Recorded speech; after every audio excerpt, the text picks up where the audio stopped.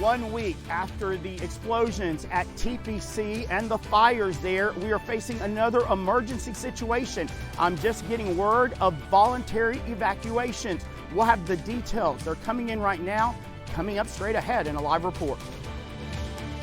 Residents in Port Neches dealing with the emotional aftermath of the back-to-back explosions. How TPC is coming to the rescue. You're watching KFDM News tonight at 10. We begin with breaking news. It was 1 week ago the TPC plant exploded. Tonight, a shelter in place has been suggested for the city of Port Neches. That's right, and this comes after a shift in the winds near the TPC site. Elevated levels of butadiene are being measured right now. The recommendation of that shelter in place lasting until 6 o'clock in the morning. Of course, KFDM's Angel San Juan was just outside the TPC plant when the very first explosion happened last Wednesday, and he joins us now with this situation to update us. Angel?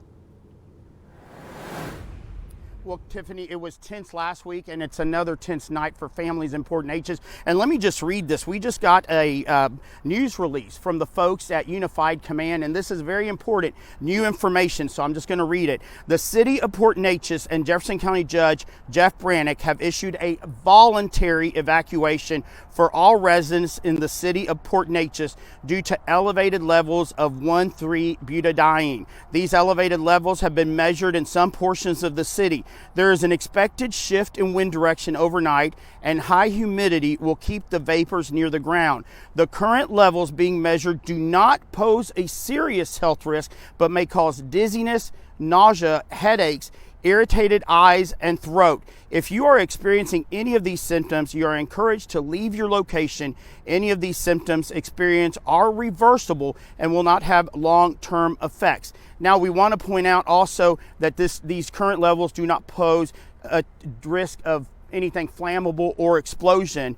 And the highest current anticipated measurements have been identified from Saba Lane to Knoll Street, which is basically this stretch which we are on right now. We're in the Market Basket parking lot, which is about a mile away from the plant. And we have some video actually that we can show if we haven't shown it yet about the plant tonight, where everything seemed pretty calm, but there is now this situation with the wind direction and the butadiene. I do want to emphasize this is important too. A temporary shelter for those needing a place to stay tonight has been set up at Ford Park Arena. So it is a voluntary evacuation, not like last week, a mandatory, but you should stay inside if you stay in Port Neches. If not, you can go. It's a voluntary evacuation if you don't have a place to stay. Ford Arena is setting up for an evacuation center overnight.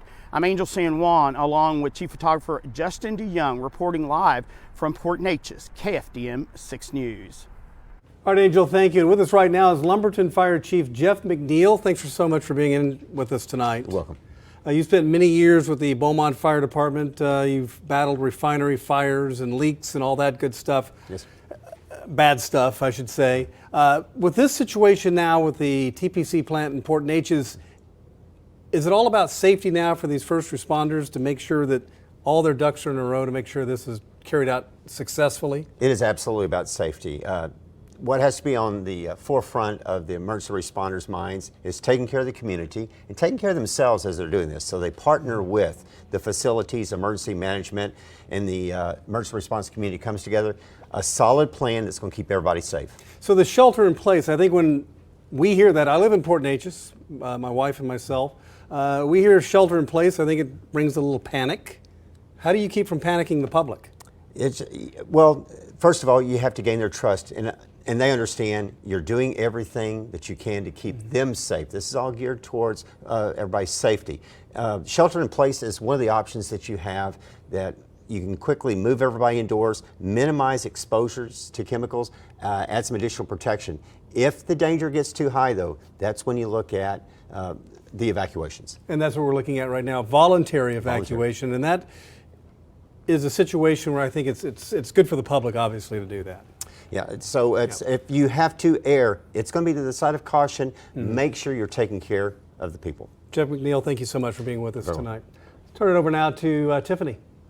Thanks, Greg. So butadiene that we've been talking about is one of multiple chemicals that's housed at the TPC plant. So what is butadiene? It's a colorless gas at room temperature with a gasoline-like odor to it. It's used to produce synthetic rubber products like tires, resins, and plastics. According to cancer.gov, exposure to butadiene mainly occurs among workers who breathe contaminated air on the job. Other sources of exposure include automobile exhaust, tobacco smoke, and polluted air and water near chemical plants, plastic or rubber facilities. Studies have consistently shown an association between occupational exposure to butadiene and an increased incidence of leukemia. And right now I'm joined in studio by Dr. Masanti Levine. Yes. You're our family practitioner here. You come to KFDM quite often. I think a lot of folks are a little worried and scared for their health, and rightfully so. We've gotten a lot of emails and calls that people are experiencing things that we've previously talked about: coughing, difficulty breathing, maybe a runny nose. Should they be concerned about their long-term health? I don't think so. I mean, we've talked about this before. I think the long-term effects occur with long-term exposure. If you worked in the chemical plant and you were exposed to that over a long period of time, then I think that's when we talk about cancer and talk about it being a carcinogen. I think for most people at this point, the residents of that area, we're talking about low exposure, and we're talking about just it being an irritant to the body, the nervous system, obviously if the exposure is high, respiratory symptoms, but certainly we're not talking about cancer or anything like that with the exposure that most people will have, just a short burst of that. Right, over just a few days. Correct. So what could people do to help those symptoms?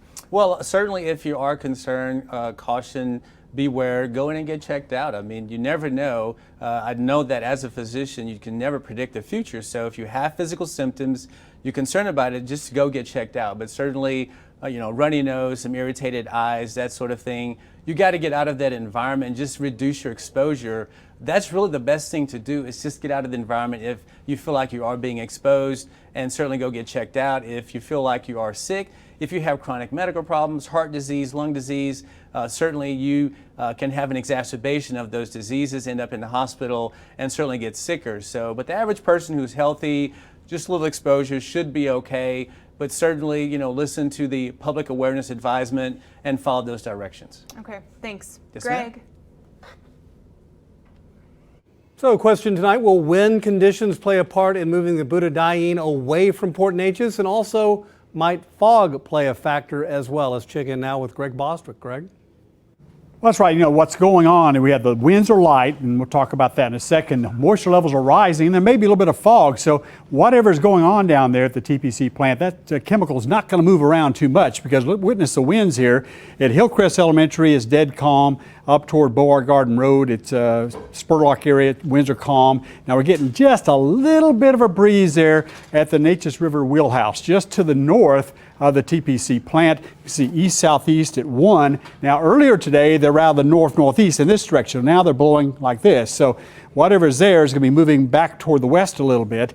And it, of course, it's not going to move much, because we basically have light 1-mile-per-hour winds or calm winds. What will happen toward daybreak, the winds will start to pick up a little bit out of the southeast, and hopefully that may disperse it a little bit, and we'll see some gusts probably tomorrow afternoon up to about 20 miles per hour. We'll talk about the forecast for the weekend coming up in a few minutes.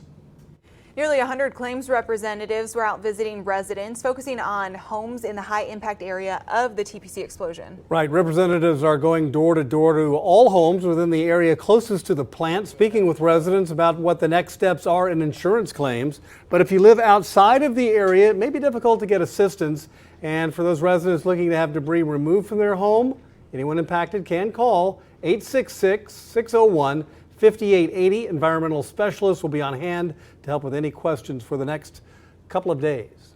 In other news tonight at 10.